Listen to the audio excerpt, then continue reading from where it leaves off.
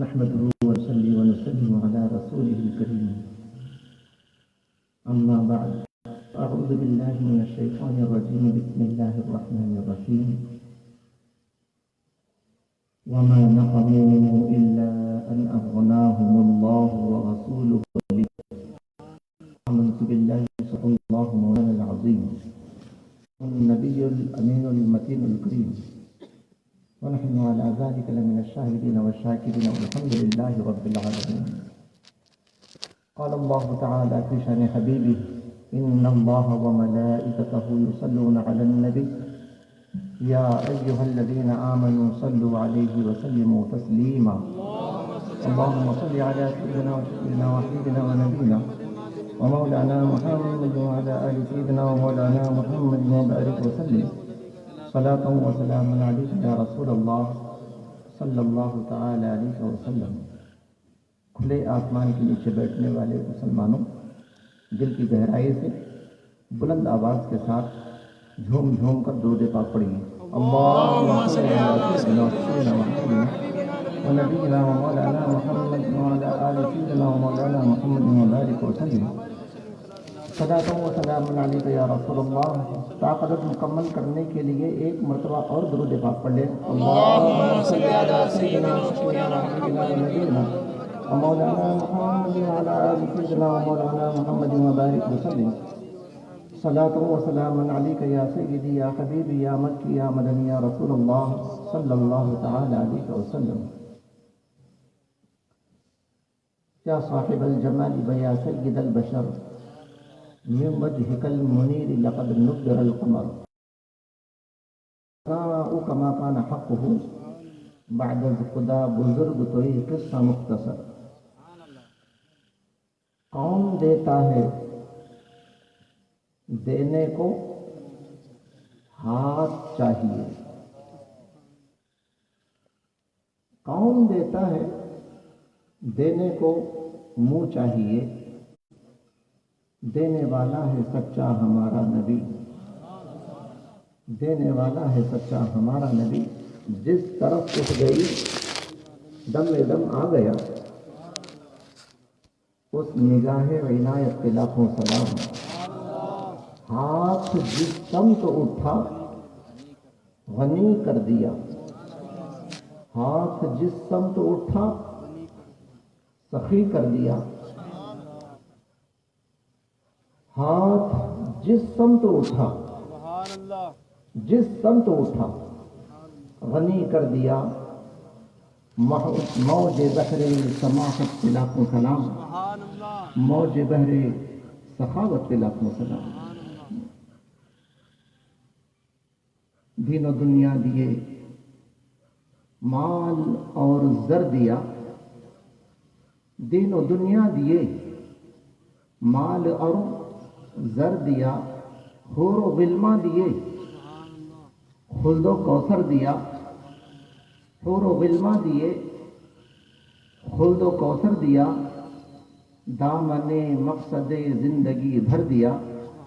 ہاتھ جس سمت اٹھا غنی کر دیا.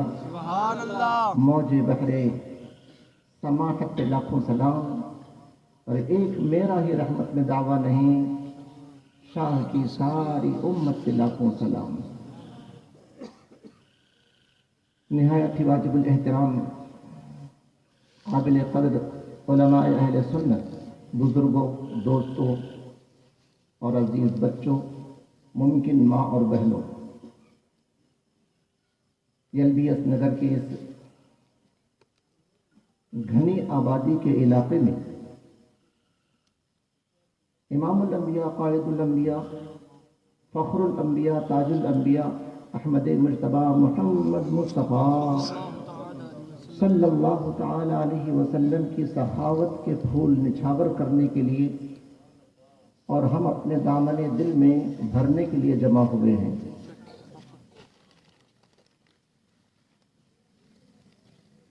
لفظ سخاوت بخالت کی ضد ہے. جب ہم نے سخاوت کہہ دیا تو بخالت اور کنجوسی کا مفہوم وہاں سے ختم ہو گیا. ایک ہے لفظ سخی اور ایک ہے لفظ جودت. ایسے ہی ایک لفظ ہے بخیل اور ایک لفظ ہے لئیم. سخی اس آدمی کو کہتے ہیں جو کھاتا بھی ہے کھلاتا بھی ہے.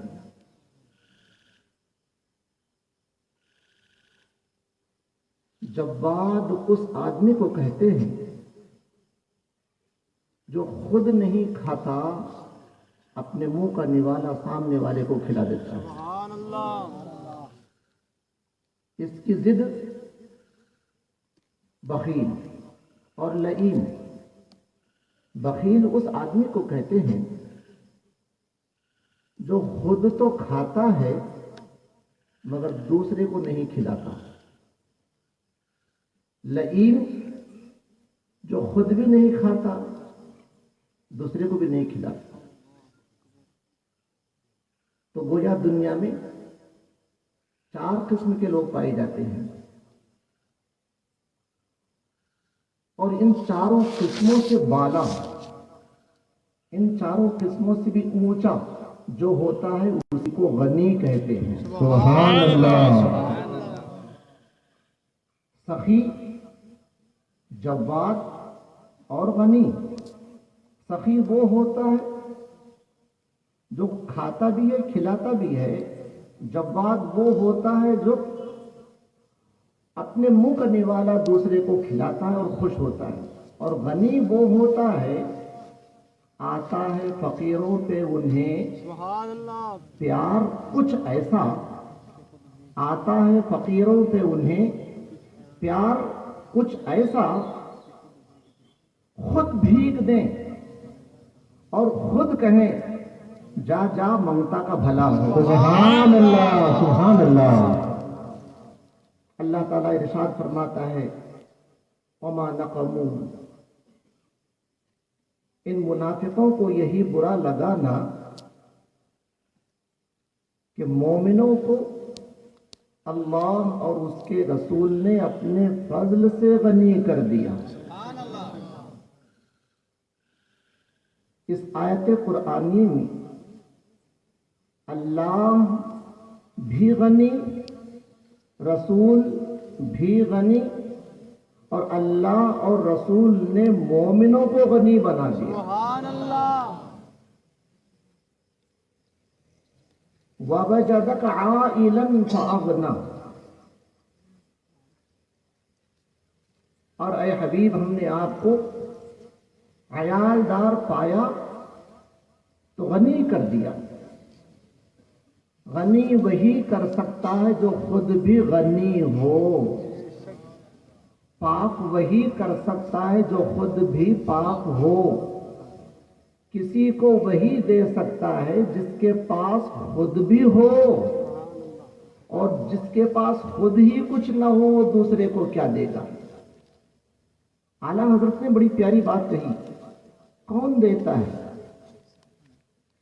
دینے کو منہ چاہیے. ہم تو آج تک یہ سنتے ہوئے آئے کہ دینے کے لیے ہاتھ چاہیے.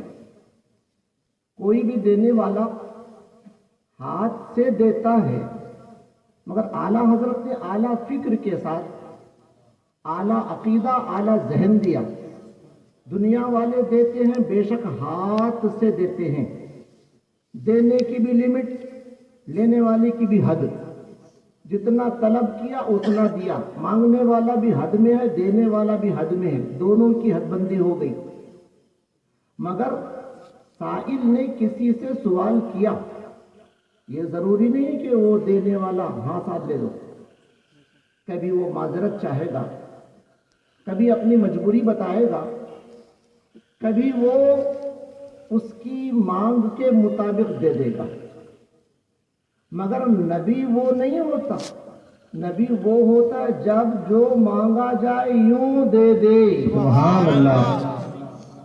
دین مانگ، دنیا مانگ، صحت مانگ، مال مانگ، عافیت مانگ، شفا مانگ، آخرت مانگ، ہدایت مانگ، قرآن مانگ، ایمان مانگ، خدا کا عرفان مانگ. مانگنا تیرا کام، دینا رسول کا کام. سبحان اللہ. اسی کی بنیاد پر آج کا عنوان سخاوت رسول عربی دیا گیا ہے. اعلیٰ حضرت نے اعلیٰ الفاظ میں کہا کون دیتا ہے دینے کو منہ چاہیے. دینے کو منہ چاہیے، منہ چاہیے محاورہ ہے یہ اس وقت کہتے ہیں جب جس مقام پر آپ جس کو یقین کے ساتھ طلب کرتے ہیں کہ یہ آدمی ٹالنے والا نہیں ہے، یہ آدمی قرضہ لے کر مجھے قرضہ دینے والا ہے مگر مجھے واپس کرنے والا نہیں، ایسے موقع پر آپ یقین کے ساتھ کہتے ہیں اچھے اچھوں کو دیکھ لیے جی، سب کے بس کی بات نہیں ہے. ہمارے حضرت کی بات دیکھو، ہمارے ابا جان کی بات دیکھو، ہمارے دادا جان کی بات دیکھو، ہمارے محلے کے لیڈر کی بات دیکھو. اس پر ناز اور فخر کرتے ہوئے منہ ہونا، منہ رہا تو جب جا کر سکتا آدمی، سب کے بس کی بات نہیں. اس کا مطلب اس کے پاس وہ ہمت ہونا، حوصلہ ہونا، وہ دولت ہونا، وہ طاقت ہونا، وہ پاورس ہونا، جب جا کر وہ کر سکتا ہے. منہ چاہیے کا مطلب حضور کا منہ اس قابل ہے، حضور کا جلوہ اس قابل ہے کہ وہ جلوہ دیکھنے کے بعد کوئی محروم جاتا ہی نہیں وہاں پر. سبحان اللہ. کچھ بھی مانگو دے دیا جاتا ہے. واہ کیا جود و کرم ہے، واہ کیا جود و کرم ہے. اے شہ بطحا تیرا نہیں سنتا ہی نہیں. سبحان اللہ.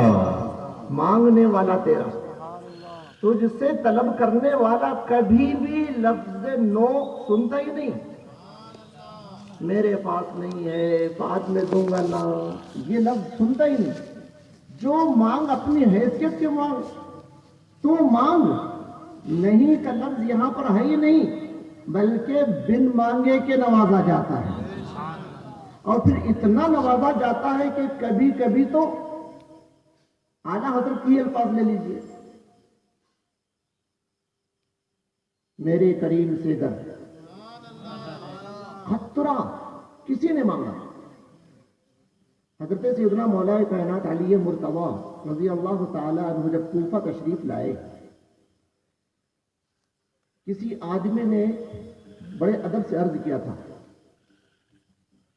حضور آپ نے تو حاتم طائی کا نام سنا ہوگا. فرمایا ہاں. اس کی سخاوت کے بارے میں بھی سنا ہوگا. فرمایا ہاں. اس کی سخاوت تو بہت زیادہ مشہور ہے. مولا کائنات نے اسے غور سے دیکھ کے فرمایا سخاوت. سخاوت ارے اس کی سخاوت کہاں، اس کے اندر تو بخالت تھی. اس نے کبھی یہ لفظ سنا ہی نہیں تھا. گویا یہ جزو لا ينفق ہے حاتم طائی کے ساتھ لفظ سخاوت. حاتم طائی کی سخاوت ہسٹری میں، تاریخ میں ہر جگہ مشہور ہے. سب کی زبانوں پر حاتم طائی جیسا سخی نظر نہیں آتا تھا. وہ اس زمانے میں بھی مشہور تھا. پوچھنے والے نے اسی لیے پوچھا حضرت آپ نے تو حاتم طائی کی سخاوت سنی ہوگی. کہا اس کی سخاوت، اس کی تو بخالت ہے. کہا بخالت کیسے ہو سکتی؟ تو آپ نے فرمایا سخاوت کیسے ہو سکتی؟ اس نے کہا ہم نے تو یہ سنا ہے وہ اتنا بڑا امیر کبیر تھا، اتنا بڑا سخی تھا کہ وہ جس محل میں رہتا تھا اس کے چاروں طرف سے 10 دروازے تھے، اور جس دروازے سے بھی فقیر مانگے واپس نہیں جاتا تھا. اور یہی نہیں، اس کی خوبی یہ تھی اگر ایک ہی فقیر پہلے اس دروازے سے مانگا، خیرات ملی، دوسرے دروازے پر آئے، پھر مانگا، پھر دے دیا اس نے، پھر تیسرے دروازے پر وہی فقیر آیا، پھر اس نے دے دیا، چوتھے دروازے پر پھر آیا، پھر حاتم طائی نے دیا، پانچویں دروازے پر آیا. ہر جگہ سائل ایک، دینے والا ایک ہی ہے. یہاں تک کہ اس نے 10 دروازوں پر جا کے مانگا تو حاتم طائی کی سخاوت کبھی اس کو جھڑکی نہیں دیتی تھی. یہ نہیں کہتا تھا وہ شرم آنا چاہیے. ایک نہیں 9 مرتبہ دیا, پھر 10ویں مرتبہ آیا. یہ اس کی شان تھی. اس لیے اتنا بڑا سخی ہم کو نظر نہیں آتا, اسی لیے اس کی سخاوت مشہور ہے. حضرت مولا کائنات نے مسکرا کے فرمایا یہ سخاوت کہاں ہوئی؟ ایک دروازے پر مانگنے کے بعد اسے کمی محسوس ہوئی, جبھی تو دوسرے دروازے پر آیا. اللہ اکبر. دوسرے دروازے پر بھی حاتم تائی نے اسے اتنا نہیں دیا جس کی وہ ضرورت پوری ہو جاتی. تیسرے دروازے پر نہ آتا. تیسرے دروازے پر آنا بتا رہا ہے کہ اس کی ضرورت پوری نہیں ہوئی, جبھی تو تیسرے دروازے پر آ رہا ہے. اسی طریقے سے 10 مرتبہ 10 دروازوں کے چکر کاٹ رہا ہے, مطلب اس کی ضرورت پوری نہیں ہوئی. ایک میرے نبی ہیں, سبحان اللہ. اس کے رونگٹے کھڑے ہو گئے. میرے نبی کے پاس مانگنے سے پہلے ہی میرے آقا اتنا نواز دیتے ہیں. سبحان اللہ. میرے کریم سے در قطرہ کسی نے مانگا, دریا بہا دیے ہیں, درے بے بہا دیے. سبحان اللہ. نعرہ تکبیر, نعرہ رسالت. یا رسول اللہ. آج دنیا میں یہ بات واضح طور پر بیان کی جا رہی ہے. آپ سنتے ہیں, پڑھتے ہیں, معلومات میں اضافہ کرتے ہی رہتے ہیں. اسلام اپنی حقانیت کی بنیاد پر پوری دنیا میں پھیل رہا ہے. اپنی حقانیت ہم کو دیکھ کر نہیں. ہم ویسے پیورلی مسلمان نہیں ہیں. پیورلی مسلمان صحابہ تھے. وہ اپنے ماتھے کی آنکھوں سے جنت دیکھا کرتے تھے, حوض کوثر دیکھا کرتے تھے, سلسبیل دیکھا کرتے تھے. میدان محشر کا نقشہ سامنے ہوا کرتا تھا ان کے. وہ تو اصلی پیور مسلمان تھے. ہم ان کے نقشے قدم پر چل رہے ہیں. آج کے ماحول کے حساب سے اگرچہ کھوٹے سکے ہیں مگر نام پیغمبر ہی کا لیتے ہیں. اور آج بھی, آج کے اعتبار سے یہ مسلمان بھی اللہ کی زمین پر اللہ کی رحمت کا ذریعہ بنے ہوئے ہیں. اس زمانے کی بات نہیں, اس زمانے میں بھی. تو گویا مسلمان کی بنیاد پر اسلام نہیں پھیل رہا. اسلام اپنی حقانیت, اپنے پاورز, اپنی خوبیاں, اپنے اس کے اندر جو بھی جان ہے اس بنیاد پر پھیل رہا ہے. ایک بات یہاں پر واضح کر دوں, ایک مومن کے لیے سب سے بڑی دولت ایمان ہے. مال, دولت, پیسہ, دنیا داری, دکانداری, بزنس, کاروبار, مکان, دکان, یہ نہیں. ایک مومن کے لیے سب سے بڑی قیمتی چیز اگر ہے تو اس کے نزدیک ایمان ہے. جبکہ ایک انسان کے لیے سب سے بڑی قیمتی چیز اس کی جان ہے. اور ہمارے قرآن میں دونوں باتیں واضح آئی ہیں. یہ نبی انسانوں کی جان بھی ہے, یہ نبی مومنوں کا ایمان بھی ہے. سبحان اللہ. نعرہ تکبیر, نعرہ رسالت. سبحان اللہ. سبحان یہ اللہ. ہمارے پیغمبر, انسان تو انسان, جانوروں کی آنکھوں میں بھی اگر پانی آتا, آنسو آتے, اس کو بھی برداشت نہیں کرتے تھے. اس قدر وہ امن و شانتی کے پیکر تھے, اور اس قدر انہوں نے عام کیا ہے پوری انسانیت کے لیے پیغامات کو, محبت کو عام کیا ہے. وہ کوئی بھی ہے, محبت, اخلاق, کردار, یہ ہمارے پیغمبر کے قدموں سے نکلی ہوئی دولتیں ہیں. دنیا میں کوئی کسی کو اگر دولت دیتا ہے, مال دیتا ہے, مکان دیتا ہے, بزنس دیتا ہے, تو لوگ اس کی تعریف کرتے ہیں, واہ واہ کرتے ہیں. وہ دولت, وہ مال, وہ مکان, وہ پیسہ جو بھی اس نے دیا ہے وہ قیامت تک کام آنے والا نہیں. چند مہینے, چند ہفتے, چند سالوں تک وہ کام آ سکتا ہے. جب تک وہ کام آئے گا تب تک, جب تک وہ دنیا میں رہے گا. اینڈنگ پوائنٹ موت. یوں مرا, ختم. اب اس کے بعد اس کی بیوی بچے فائدہ اٹھائیں یا کوئی بھی, مگر ان تو چلا گیا. دنیا کی کوئی بھی دولت آپ لے لیجیے, اس کی زندگی کی سانسیں جب تک ہیں وہ دولت کام آئے گی. مگر ایمان, ہمارے پیغمبر نے ظاہری چھوٹی موٹی چیزیں جو بھی ہیں یہ سب ایمان کے سامنے چھوٹی چھوٹی چیزیں ہیں. ایمان جو سب سے بڑا قیمتی خزانہ 1400 سال پہلے شروع کیا تھا تقسیم کرنا, مکے کی سرزمین سے وہ ایمان کی دولت جب حضور نے مکے سے تقسیم کرنا شروع کیا، جب تک مکے میں تھے تقسیم کرتے رہے، مدینہ آئے تقسیم کرتے رہے، پھر اس تقسیم کا حال یہ ہوا وہ بظاہر زمین پر نہیں مگر آج تک پوری دنیا میں حضور ہی کا وہ صدقہ تقسیم ہو رہا ہے۔ وہ لوگ اگر حضور کو دیکھ کر کلمہ پڑھتے تھے تو بے شک حضور معجزہ تھے، آج 1400 سال بعد پیدا ہو کر بن دیکھے کہ مسلمان بننا، یہ ایمان کا خزانہ آج تک تقسیم ہو رہا اور یہ خزانہ کبھی ختم ہونے والا نہیں ہے۔ کیسی سخاوت ہے حضور کی، کیا کبھی کوئی ایمان بیچ سکتا ہے؟ ایسی دولت کو حضور نے عام کر دیا، کوئی بھی آ لے جا، کوئی بھی آ، دیہات کا رہنے والا ہو، شہر کا رہنے والا ہو، عرب کا رہنے والا ہو، عجم کا رہنے والا ہو، کوئی بھی ذات پات نہیں ہمارے پاس، اگر تو یہ دولت لے لے گا، ہمارا بھائی ہے، ہمارے ساتھ بیٹھ کر ہماری پلیٹ میں کھا، ہمارے گلے سے لگ جا، اور اگر تو ہمارے ساتھ نہیں بیٹھنا چاہتا وہ ایک الگ بات ہے، مگر ہمارے مذہب میں بھی نہیں کتا سور بلی نکل جا، یہ بھی نہیں ہے، نہیں، تمہارا دھرم الگ ہمارا دھرم الگ، تمہارا مذہب الگ ہمارا مذہب الگ، ہمارے مذہب کو دیکھو پڑھو سنو، ہو سکتا اچھا لگے، سمجھ لیتے ہم صدقہ رسول اللہ کا ملنے والا ہے اسے۔ تو اتنی بڑی دولت 1400 سال سے پوری دنیا میں تقسیم ہو رہی ہے، کیا سخاوت ہے ہمارے نبی کی۔ ایمان جیسا خزانہ تقسیم کیا، انہوں نے تقسیم کیا، ان کے ہاتھوں سے لینے والے صحابہ جب تک وہ لوگ تھے دنیا میں وہ تقسیم کرتے رہے، خزانہ ختم نہیں ہوا، ان کے بعد ان کے ساتھ رہنے والے تابعین وہ تقسیم کرتے رہے، وہ دنیا سے چلے گئے، ان کے بعد والے تبع تابعین وہ تقسیم کرتے رہے، ہوتے ہوتے ہوتے صدیاں 1400 سال گزر گئے، ابھی ایمان کا خزانہ ویسے ہی ہے جیسے پہلے دن تھا۔ سبحان اللہ سبحان اللہ۔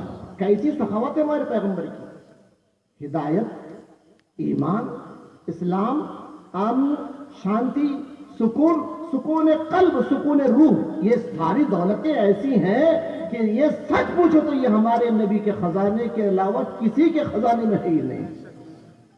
یہ سخاوت حضور کی تھی۔ ہم سخاوت رسول عربی صلی اللہ علیہ وسلم کو سننے کے لیے جمع ہوئے ہیں، اگر تم کہو تو میں ایک دو باتیں عرض کر دوں۔ اعلیٰ حضرت نے فرمایا تھا کہ کون دیتا ہے دینے کو منہ چاہیے، دینے والا ہے سچا ہمارا نبی، اس میں حضور کی سخاوت ہے۔ دوسرے شعر میں نے جو ابھی پڑھا، ہاتھ جس سمت اٹھا، چاہے وہ سمت مشرق ہو سمت مغرب ہو، سمت شمال ہو سمت جنوب ہو، کوئی بھی سمت ہو، ہاتھ جس سمت اٹھا، جس علاقے میں جس طرف جس جانب حضور کا ہاتھ اٹھ گیا اس کو غنی کر دیا، ہاں اس کو غنی کر دیا۔ اللہ و رسول، وہ ہمارے الفاظ محدود ہیں، جس سمت اٹھا اللہ کے رسول کا ہاتھ جس سمت اٹھا اسے غنی کر دیا۔ اعلیٰ حضرت نے بھی سخی کا لفظ نہیں کہا، دیکھو یہاں پر سمجھ لیں آپ، ہاتھ جس سمت اٹھا سخی کر دیا، وزن بیٹھتا تھا، بات پوری ہو سکتی تھی، جبکہ سخی کا معنی بھی عمدہ ابھی میں نے بتایا، سخی نہیں کہا، غنی، غنی کر دیا۔ غنی وہ جسے نہ دنیا میں ضرورت پڑے نہ آخرت میں ضرورت پڑے، کسی کی ضرورت نہیں سوائے اللہ و رسول کے، سبحان اللہ سبحان اللہ۔ سب سے بے نیاز ہو جاتا ہے، سب سے غنی ہو جاتا ہے، صرف اللہ و رسول کا محتاج ہوتا ہے، ساری دنیا اس کی محتاج ہو جاتی ہے، اس کو کہتے ہیں غنی۔ اولیاء کرام کی شان یہی، وہ کسی کے محتاج نہیں، ساری دنیا مسلم ہو یا غیر مسلم سب ان کی دردانوں پر آستانوں پر جاتے ہیں، کسی کو دھتکارتے نہیں، وہ کیوں؟ سب سے بے نیاز ہے، وہ غنی ہے، وہ ان کو بے نیاز بنایا گیا، وہ ساری دنیا کو نوازنے والے ہوتے ہیں، خدا سے نوازے جانے والے ہوتے ہیں، وہ اللہ رسول کے محتاج ہوتے ہیں، کسی اور کے محتاج نہیں ہوتے، یہ شان اللہ والوں کی ہوتی ہے۔ آقا علیہ الصلوۃ والسلام نے اس کو غنی کر دیا، تو آپ اندازہ لگا لو اللہ و رسول کتنے بڑے غنی ہوں گے۔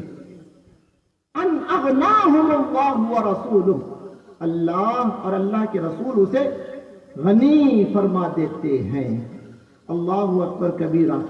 آپ نے اعلیٰ حضرت کا یہ شعر سنا، ہاتھ جس سمت اٹھا غنی کر دیا، بے شک ہاتھ اٹھ کر کچھ تو کچھ نواز دیتا ہے۔ کسی کا بھی دینا لینا ہاتھ ہی سے ہوتا ہے، اور تم نے ہاتھ کی سخاوت کے بہت سے واقعات سن لیے ہوں گے۔ ایک واقعہ میں تم کو ہاتھ کا نہیں پیر کا سناتا ہوں۔ ہاتھ جس سمت اٹھا غنی کر دیا، مگر میں کہتا ہوں پاؤں جس سمت اٹھا غنی کر دیا۔ سبحان اللہ، حق ہے، حق ہے۔ ہاتھ تو ہاتھ، اور یہ بھی میں بخاری شریف کے حدیث تم کو سنانا چاہتا ہوں، لہذا ایک مرتبہ بلند آواز سے درود پاک پڑھ لیجیے۔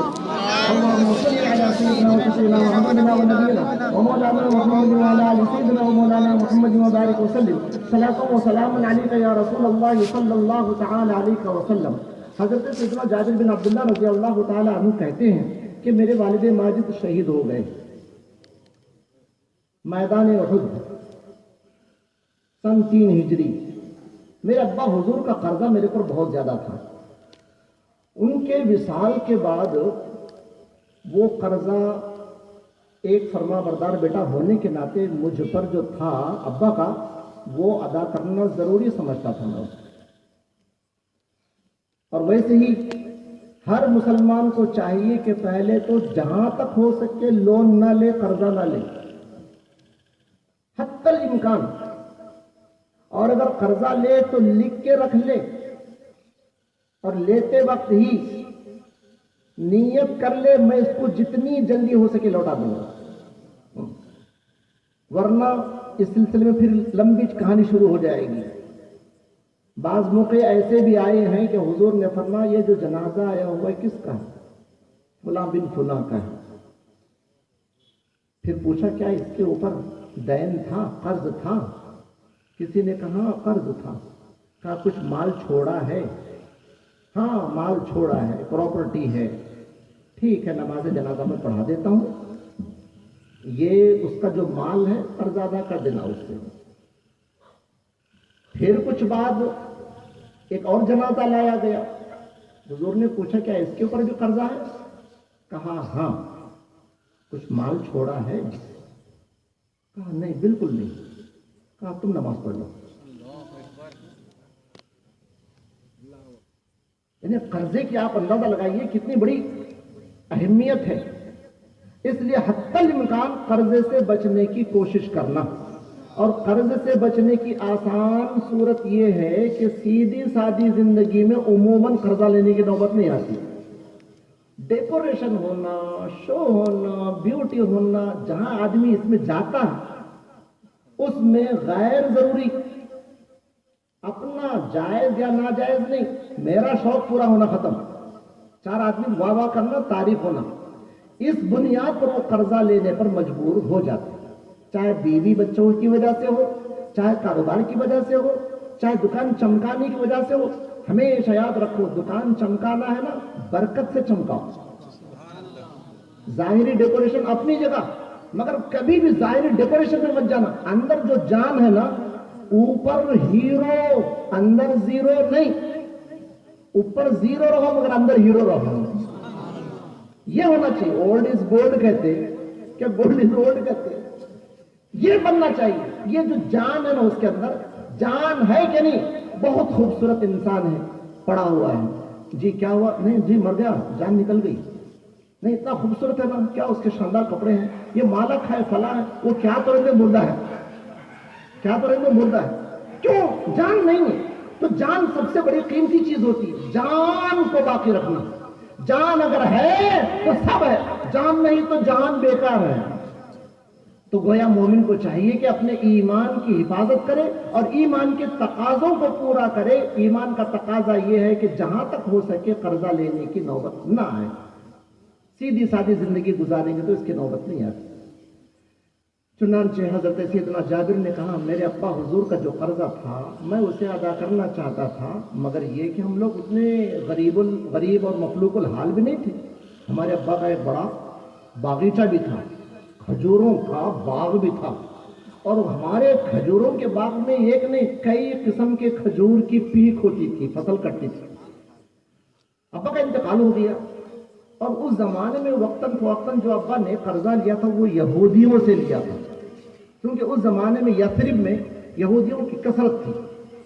जरूरत के मौके पर अब्बा जान ने कर्जा लिया था, बहुत सा कर्जा लिया था। कभी सफावी खजूर ले लिया था, कभी अजवा खजूर ले लिया था, जैसे जैसे भी होगा, कर्जा बहुत था। अब उसका मौसम आया करीब, फसल कटने का मौसम करीब आया, तो हजरत जाबिर कहते हैं मुझे ऐसा लगा कि मेरे सारे कर्ज मेरा इंतजार कर रहे हैं, और जब मैं खजूरों की फसल के मौके पर तमाम को मैं अलग करूंगा तो ये मुझे चारों तरफ से घेर लेंगे। हर कोई कहेगा पहले मेरा कर्जा चुका, दूसरा कहेगा मेरा कर्जा पहले चुका।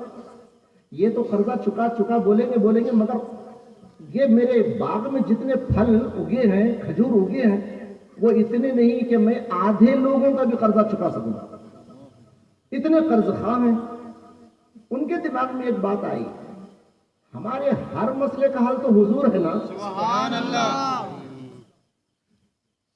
उस जमाने में ये शेर तो नहीं था, हाथ जिस्म तो उठा बनी कर दिया। उनको इतना ही मालूम था हमारी मेराज हुजूर के कदमों में है, दीन दुनिया आखिरत। उन्होंने कहा हमारे हर मसले का हल जब हुजूर है तो मैं हुजूर को जाके सुना देता हूं। खजूर कम है, कर्जा ज्यादा है, सरकार आप तशरीफ लाएं, आप सामने रहेंगे। इनका इरादा ये था कि जब हुजूर सामने रहेंगे तो ये जितने कर्जखा यहूदी हैं मुझे टेंशन नहीं देंगे, कुछ तो कुछ रियायत करेंगे। और फिर हुजूर की सूरत देखकर, हुजूर का चेहरा देखकर मुझे हो सकता है जो जो मैं दे दूं कबूल करके बाकी कर्जा मुआफ कर देंगे। एक उम्मीद के साथ हुजूर सामने रहे तो मेरे ऊपर ये हमला नहीं करेंगे और जबरदस्ती नहीं करेंगे। तो ये सोचते हुए उन्होंने कहा अल्लाह के रसूल आप तशरीफ लाइए। हुजूर ने फरमाया ठीक है मैं आता हूं, मगर तुम एक काम करो, तुम्हारे बाग में निकले हुए जितने भी खजूर हैं सबकी किस्में अलग अलग कर दो। सफावी खजूर की अलग, अजवा खजूर की अलग, कलमी खजूर की अलग, जितनी भी किस्में हैं। उस जमाने में 80 खजूरों की किस्में होती थी। उस जमाने की बात बता रहा हूं, और आज पता नहीं कितनी है। तो तुम्हारे बाग में जितने भी खजूरों की किस्में हो सकती हैं, उसको तुम अलग अलग ढेर बना के अलग अलग कर दो, मैं आ रहा हूं। इसमें तो बजाय यही समझ में आ रहा कि भाई जिसने सफावी खजूर दिया होगा इसमें से उठा के सफावी खजूर दे देगा, जिसने अजवा खजूर दिया होगा अजवा खजूर उसको दे देना, जिसने कलमी खजूर दिया होगा उसको कलमी खजूर दे देना। ये जहन में आने वाली बात। ताहम ये गए और अपने बाग के तमाम खजूरों को इकट्ठा करके सब ढेर अलग अलग लगा दिए। अजवा का अलग, कलमी का अलग, सफावी का अलग, और उस जमाने में जो जो खजूर उनके बाग में थे सब ढेर अलग अलग कर दिए। जब पूरे ढेर अलग कर दिए तो हुजूर की बारगाह में आया, अल्लाह के रसूल आपके हुक्म के मुताबिक सारे ढेर मैंने अलग अलग कर दिए हैं और अब आप तशरीफ लाइए। इमामुल अंबिया तशरीफ लाए, चारों तरफ से ढेर लगे हुए थे, बीच में एक बड़ा ढेर था, वो अजवा खजूर का था, क्योंकि अजवा खजूर खजूरों का सरदार होता है। और बीच में था ढेर। जब हुजूर उनके बाग की तरफ आने लगे तो वो यहूदी लोग देखे, इनके बुलाने का मकसद कुछ और था, उनके देखने का मकसद कुछ और था। देखने में फर्क होता है। इस घर को अगर सीढ़ी लगा दी जाए तो देखकर हम यकीन के साथ नहीं कर सकते, अब देखो कोई ना कोई ऊपर से नीचे उतरने वाला है, हो सकता है नीचे से ऊपर कोई चढ़ने वाला होगा। अगर हमने कहा देखो कोई ना कोई नीचे से ऊपर चढ़ेगा, अब देखते देखते ऊपर से नीचे उतरने लगा, तो सीढ़ी को देखकर हम ये फैसला नहीं कर सकते कि ऊपर से नीचे उतरने वाला है कि नीचे से ऊपर जाने वाला है। मगर सीढ़ी को देखने के बाद अंदाजा होता कोई ना कोई या तो नीचे उतरेगा या तो ऊपर जाएगा। सही है, मगर ये यकीन से नहीं कर सकते, दोनों पहलू उसमें बराबर हो सकते हैं। हजरत सैयदना जाबिर की नीयत ये थी कि हुजूर सामने रहेंगे तो हुजूर का प्रेशर उन पर पड़ेगा, मेरा मसला हल हो जाएगा। انہوں نے جب حضور کو دیکھا ہاں محمد آ گئے, ہمارا مسئلہ حل ہو گیا. ابھی مسلمان نہیں وہ, ان کا عقیدہ, ان کا تصور, اب محمد آ گئے برابر ہمارا مسئلہ حل ہوتا. کیسا نہیں دیتے دیکھیں گے, ان سے لیں گے, ان کے پیغمبر سے لیں گے. تو وہ ایک ایک دوسرے کو قریب قریب کر کے آؤ جلدی آؤ محمد آ گئے ہیں.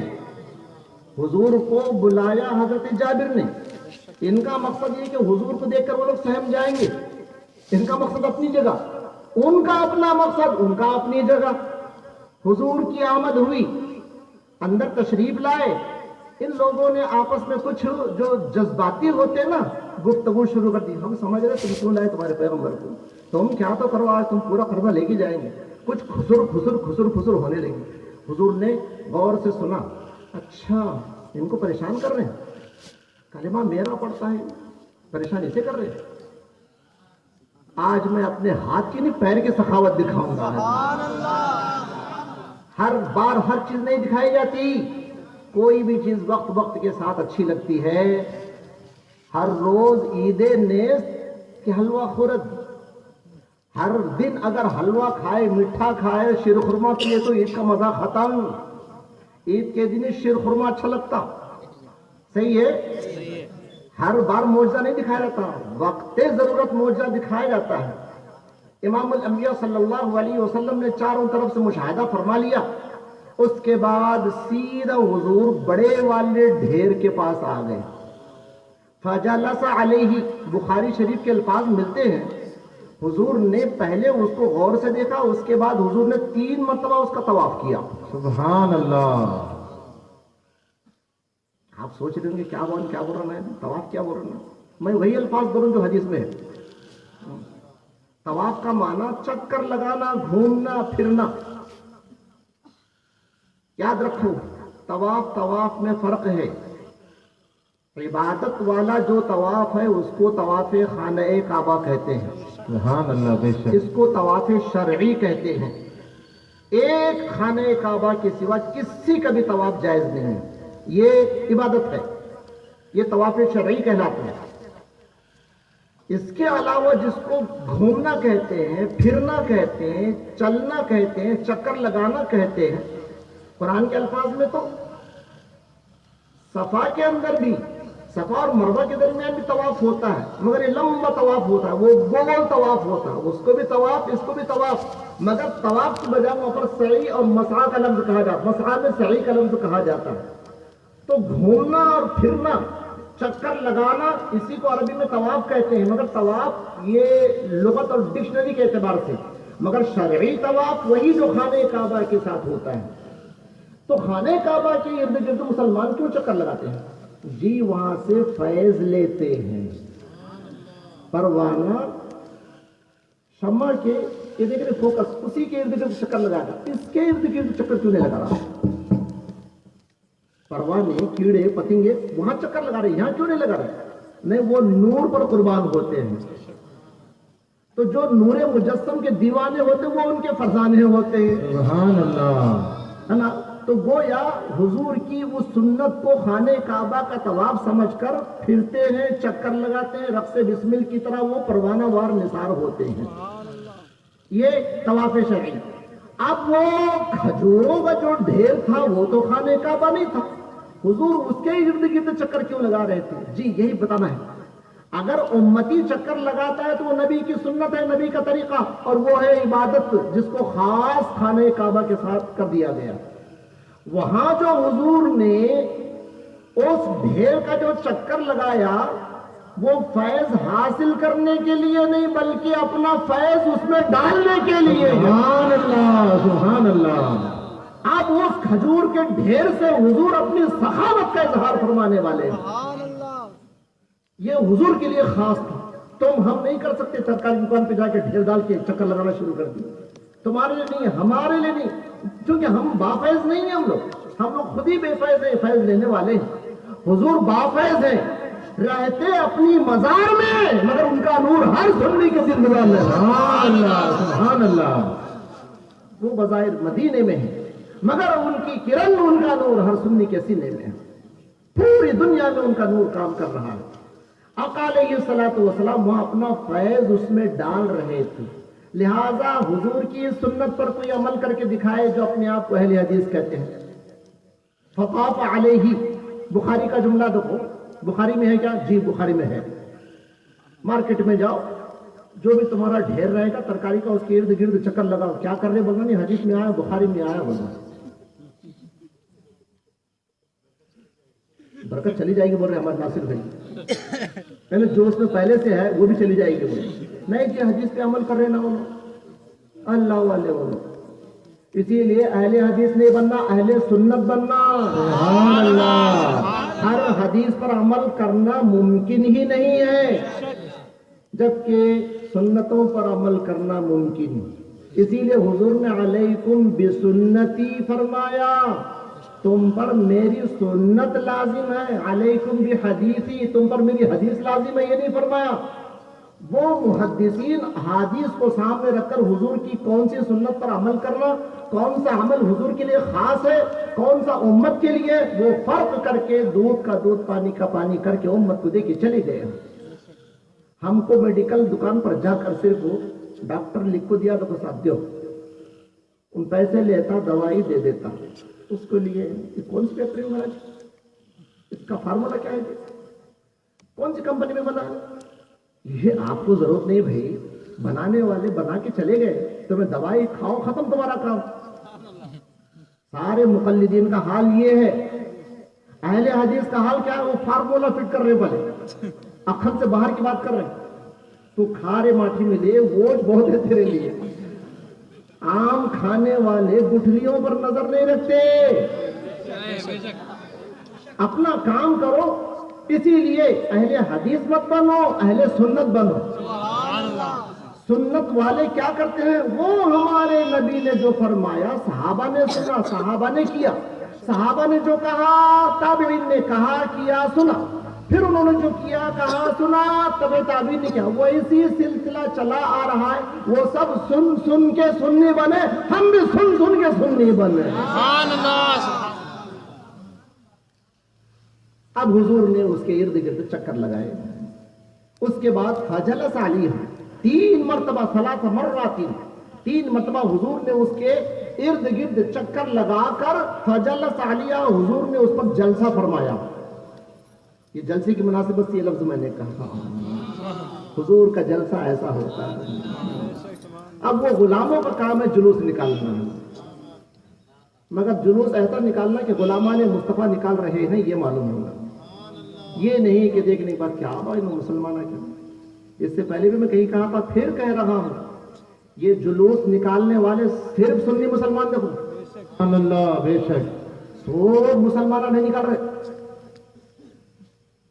दूसरे लोग वहाबी को, तबलीगी को, कादियानी को, गैर मुकल्लिद को सब तो मुसलमान बोलते ना, तो उन्होंने क्या समझते मालूम? सब मुसलमानों का जुलूस समझते। वो मुसलमान नहीं, सिर्फ एक ही मुसलमान है उसमें, सुभान अल्लाह। और वो सुन्नी मुसलमान, सिर्फ सुन्नी मुसलमान दुनिया में जुलूस निकाल रहा तो दुनिया हैरत से देख रही, टोपी थाम के देख रही। पूरे मुसलमान अगर निकाले तो फिर क्या हाल होगा। तो जो लोग नहीं निकाल रहे हैं, जब तो उनकी खिदमत में नहीं होगा, मगर निकालने वालों को मना क्यों कर रहे भाई? एक महफिल कितनी प्यारी लग रही है, कितनी नूरानी लग रही है, अल्हम्दुलिल्लाह, कितना मजा आ रहा है, कितना सुरूर आ रहा है।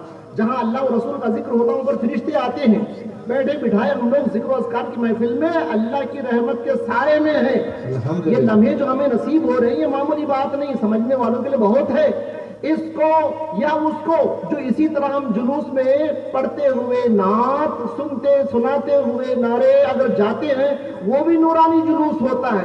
ऐसे नूरानी जलसे, वैसे नूरानी जुलूस अल्लाह और रसूल को पसंदीदा है। सुभान अल्लाह। जहां भी मुसलमान चलते फिरते उठते बैठते अल्लाह और रसूल का जिक्र करे, कुरान ने तो यही कहा, या अय्युहल्लज़ीना आमनू ज़कुरुल्लाह ज़िक्रन कसीरा, ऐ ईमान वालों उठते बैठते चलते फिरते हमेशा जिक्र इलाही करते रहो।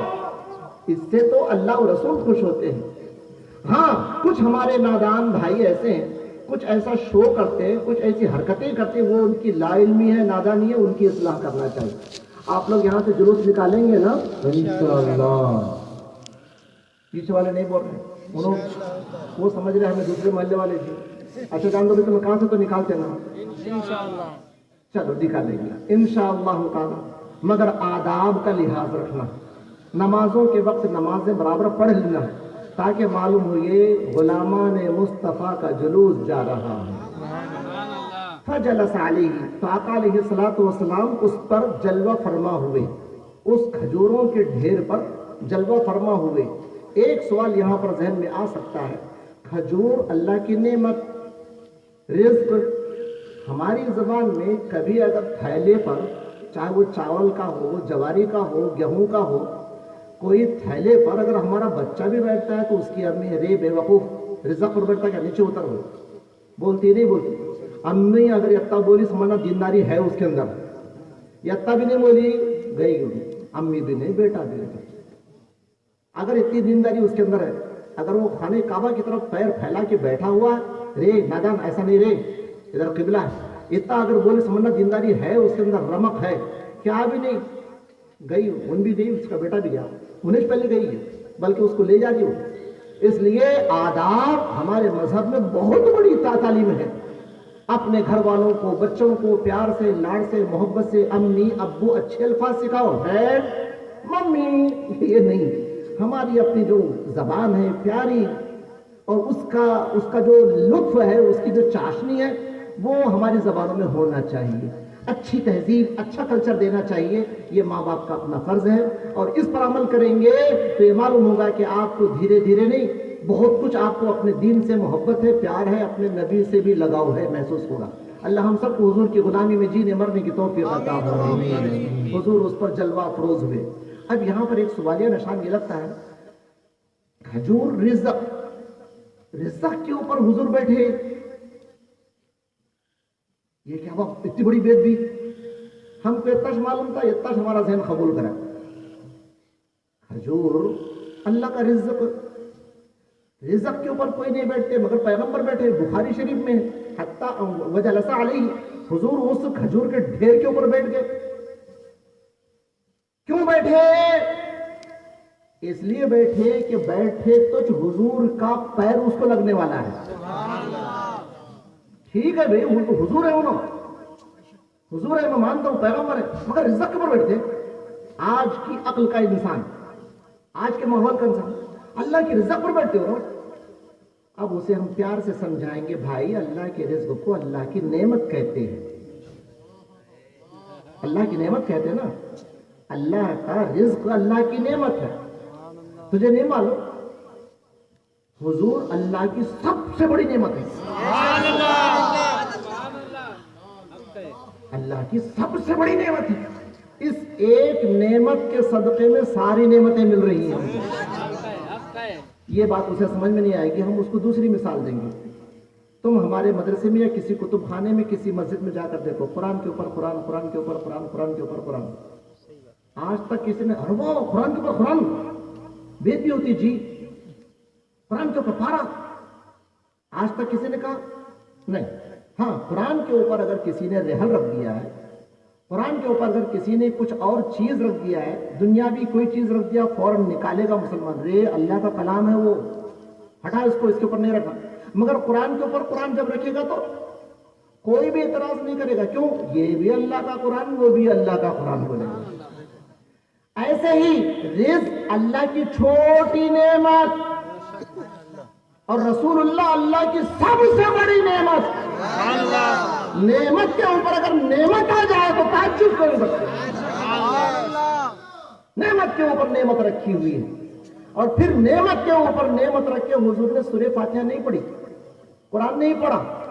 اگر قرآن پڑھ دیتے تو دنیا والے کہتے وہ جو کچھ اثر تھا نا وہ قرآن کا تھا, سو ذکر کا اثر تھا. بولتے ذکر نہیں کرے حضور, بسم اللہ بھی نہیں پڑھے, بظاہر وہاں پر کوئی تلاوت بھی نہیں ہو رہی, مگر روایت میں الفاظ آتے جلس علیہ, آقا علیہ الصلوۃ والسلام کھجور کے ڈھیر پر بیٹھے, سکون سے بیٹھے, ایسا بیٹھے جیسے آج یہودیوں کا پورا فیصلہ کر کے اٹھنا ہے.